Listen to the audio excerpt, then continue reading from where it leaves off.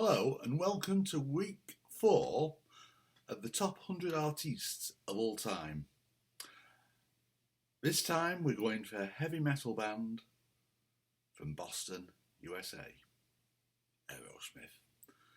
One of 3 very different bands in my top 100 from Boston, USA. Aerosmith formed in 1970.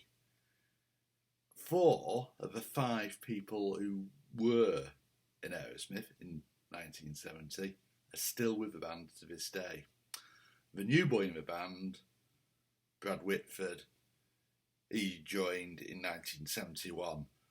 The other 4, Steve Tyler vocals, Joe Perry lead guitar, Tom Hamilton bass, Joey Kramer drums. Brad Whitford is the second guitarist. Other than a period of turmoil, which we'll come to, between 1979 and 1984, this lineup has remained constant. Think about that. 50 years, or 49 years, with the same 5 people. Has any other band come anywhere close that level of continuity? They formed in 1970. Their first record, when they got a record contract, was in 1973, and straight away they had a degree of success in the USA at least. The album, their eponymous album, charted at 1921 at number 21 in the charts. Their second album did better. But it was Toys in the Attic, their third album, in 1975, which gave them their first hit single with the power ballad Sweet Emotion, which is still considered a classic to this day. And they had a USA top 10 hit with the original version of Walk This Way.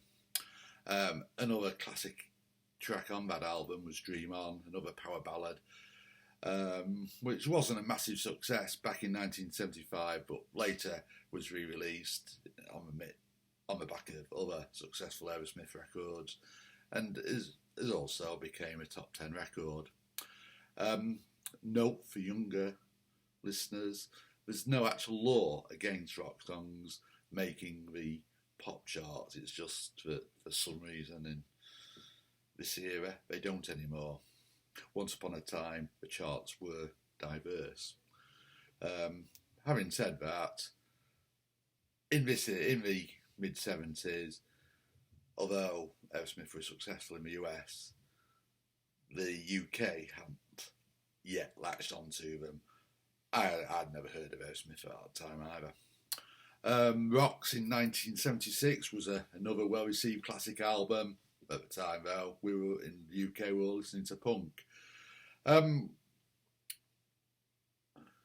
This era of success came to an end because, in the words of Bebe Buell, a famous rock and roll wag and sometime lover of Steve Tyler, amongst others, many others in fact, she wrote they won the prize hands down for the rowdiest rock and roll band in that era, no question. Well, that was quite a competitive era for rock and roll rowdiness. So, between 1979 and 1984, we won't go into all the ins and outs because it's too complicated, but the band imploded in a mess of drug abuse and alcohol abuse. Put it this way, Steve Tyler and lead guitarist Joe Perry were known to this day as the Toxic Twins. The renaissance of the band began in 1986 when Tyler and Perry were invited to collaborate when a rap band, Run DMC, decided to remake the track Walk This Way. The outcome was a pioneering rap rock mashup and a worldwide hit. In the UK, for many in the UK, including myself, it was their first introduction to Aerosmith, albeit via collaboration with Run DMC. It made number 8 in this country. Um, Side note though, in the UK, the most successful version of this song, or indeed of any Aerosmith song, the highest charting Aerosmith song in the UK, came not from Run DMC and Aerosmith, but from Girls Aloud and the Sugar Babes, who did a version of Walk This Way for Comic Relief, made #1. Anyway, make of that what you will. 1986 was also the year that the rest of the band, No Angels themselves, persuaded Steve Tyler to enter rehab. So the album the next year, 1987 album, Permanent Vacation, was a step in the right direction. It was the first successful album in the UK, in fact. And it had a minor hit with the single Jude Looks Like a Lady, which was their first individual hit in the UK. But the album which really changed their career in a positive way was Pump, the album in 1990. That's when I was introduced to Aerosmith. It was the fourth best-selling album of 1990 in the UK. It had a flurry of top 40 hits and has more songs than any other on this playlist. From there on in, they did other good albums. The album they did in 1992 was good, but not quite as good. But Pump, for me, was their peak. The hits still kept coming. But actually, to chase the dollar or the pound, increasingly they actually collaborated with outside songwriters to chase a more commercial sound. In fact, Aerosmith's biggest hit of all wasn't written by them.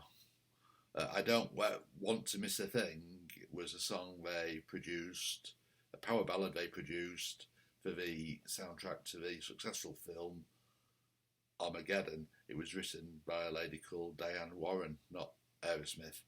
The film was better than the song, so the song ain't in my playlist.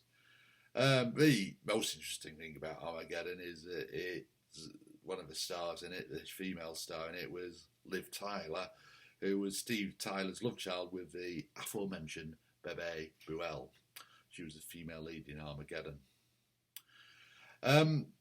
Anyway, Aerosmith have kept going, both releasing records and strengthening their reputation as a kick-ass live band.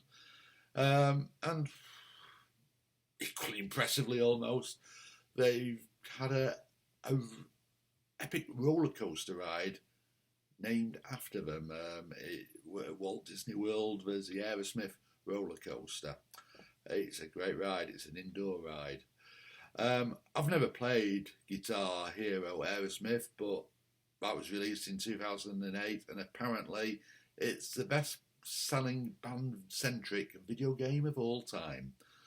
So Aerosmith's brand is intact, even if their records aren't quite as good. At the time of writing, they're in the middle of a wind-down tour, which has had to have a fairly lengthy pause because of COVID, of course. Last we heard, they were doing a residence in Las Vegas. As part of his farewell tour, back in 2017, 3 years ago now, they did a brilliant headline set at the UK's Download Festival. In total, they have sold 150 million records. Nearly half of these were in the USA.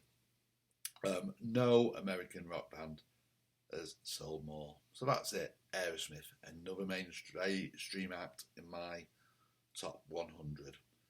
Next week sees the first of the more obscure bands that I like. It's a country rock band from the southern states of America, a rather excellent band.